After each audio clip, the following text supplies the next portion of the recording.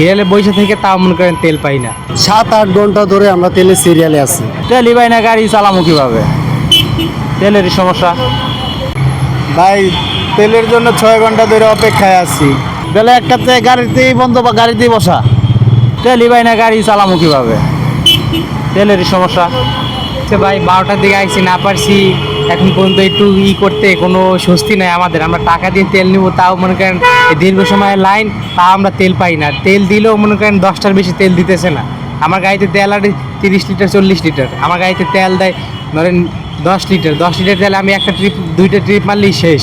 আবার এই 5 ঘন্টা 6 ঘন্টা আমার ভোগান্তি করা লাগে, এরকমই মানে চলতেছে। আর মানে ঢাকার ভিতরে যত পাম্প আছে, ধরেন এদিকে আসাদ গেট, পরে সোনার বাংলা, ওদিকে মহাখালী, সব পাম্প ঘুরে আসছি, কোনো জায়গায় এত সিরিয়াল কোনো পাম্পে তেলই নাই। সিরিয়ালে বসে থেকে তাও মনে করেন তেল পাই না, আর তেল পাইলেও 10টার বেশি দেয় না। তেলের সমস্যার কারণে আমরা এখানে দাঁড়ায় আছি। আর সিরিয়ালটা হচ্ছে মনে করেন দীর্ঘ 7-8 ঘন্টা ধরে আমরা তেলের সিরিয়ালে আছি। তো অন্য কোনো জায়গায় তেল দিচ্ছে না, আর তেল দিলেও আমরা ওই তেলের উপরে ট্রিপ কনফার্ম করতে পারি না। যেমন ধরেন না, আমাদেরকে 500 টাকা তেল দেয়, ওই 500 টাকা তেল দিয়ে আমরা একটা ট্রিপ কনফার্ম করতে পারি না।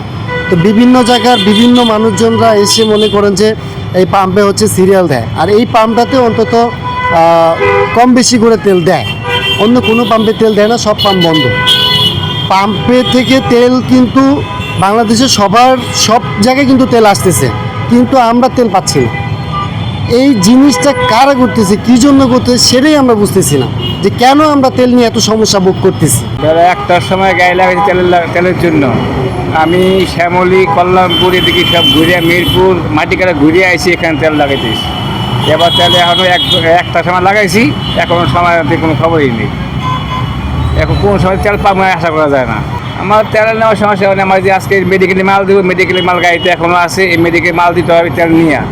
আর তেল না যদি মাল দিতে পারতেছি না। আসি তো 1টার থেকে দাঁড়ায় রয়েছি, এখন পর্যন্ত তেল নিতেই পারলাম না। কোনো কোনো পাম্পে দেয় না, বন্ধ, আবার কোনো কোনো পাম্পে দেয় 500-600 টাকা, 700 টাকা।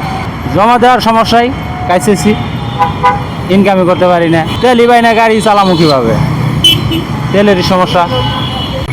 ভাই তেলের জন্য 6 ঘন্টা ধরে অপেক্ষায় আছি, তেল কোথাও নাই।